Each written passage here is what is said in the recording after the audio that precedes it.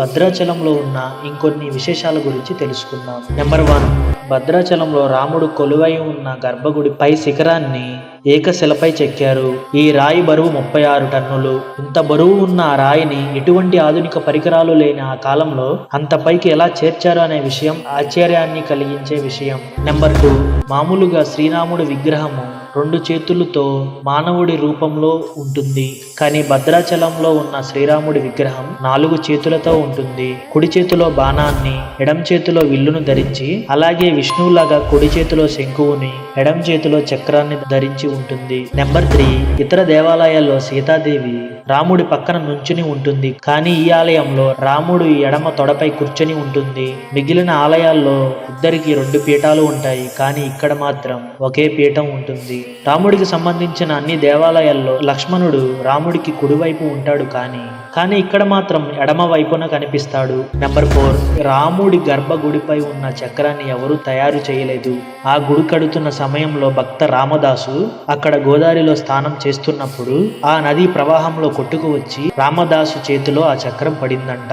అది రాములు వారు అనుగ్రహించారని భావించిన రామదాసు ఆ చక్రాన్ని తీసుకువచ్చి గర్భగుడి గోపురంపై ప్రతిష్ఠించాడు. నెంబర్ 5, తన భక్తుల్ని విడిపించడానికి రాముడు ఆయన కాలం నాటి శ్రీరామ టెంకలు అంటే నాణేల రూపంలో 6 లక్షల రూపాయలను చెల్లించాడు.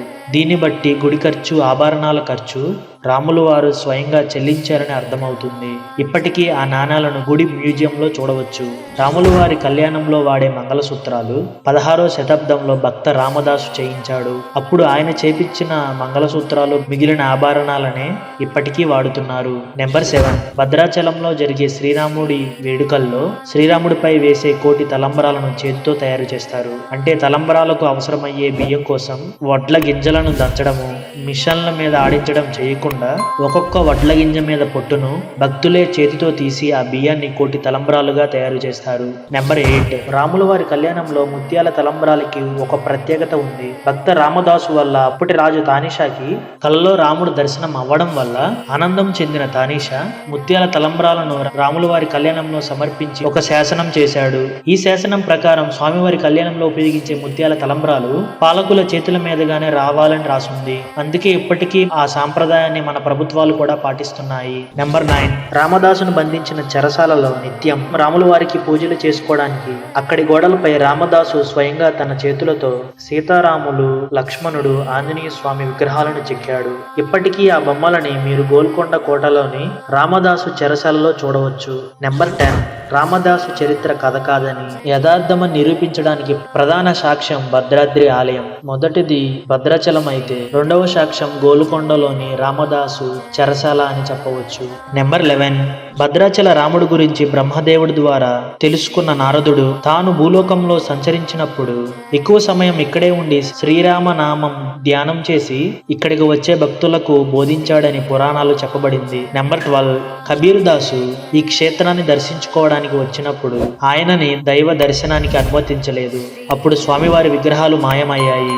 కబీర్ దాస్ని లోపలికి అనుమతించిన తర్వాతనే అవి మళ్ళీ అందరికీ కనిపించాయంట. నెంబర్ 13, ఆలయంలో భద్రశిల గురించి తెలుసుకోవాలి. ఆలయంలో భద్రుడి సన్నిధిలో ఉన్న పెద్ద బండరాయికి చెవి ఆనించి వింటే శ్రీరామ శ్రీరామ అని వినపడుతుందంట. భద్రుడు నేటికి రామనామం స్మరిస్తూ అక్కడ శిలపై ఉన్నారని భక్తుల నమ్మకం. ఇక ఆలయానికి సమీపంలో రాముడికి సంబంధించిన ఎన్నో ఆనవాళ్లు, ఆధారాలు ఉన్నాయి. అవి ఏంటంటే నెంబర్ 14, జటాయు పాక. ఇది భద్రాచలానికి 2 కిలోమీటర్ల దూరంలో ఉంది. సీత అపహరణ సమయంలో జటాయువు పక్షి రావణుణ్ణి ఎదుర్కొని సీతని రక్షించే ప్రయత్నంలో తమ ప్రాణాలను ఇచ్చిన స్థలంగా దీన్ని చెప్తారు. జటాయువు యొక్క ఒక రెక్క ఇక్కడికి 55 కిలోమీటర్ల దూరంలో ఉన్న విఆర్పురం మండలంలోని రేకపల్లి గ్రామంలో పడిందట.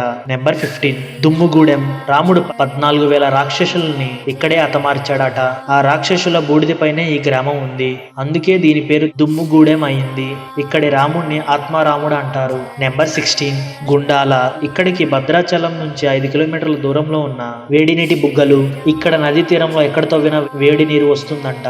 బ్రహ్మ, విష్ణు, మహేశ్వరులు కలికాలంలో ఇక్కడ స్నానం చేస్తారని నమ్ముతారు. నెంబర్ 17, శ్రీరామగిరి. ఇది గోదావరి దిగువన 55 కిలోమీటర్ల దూరంలో ఉంది.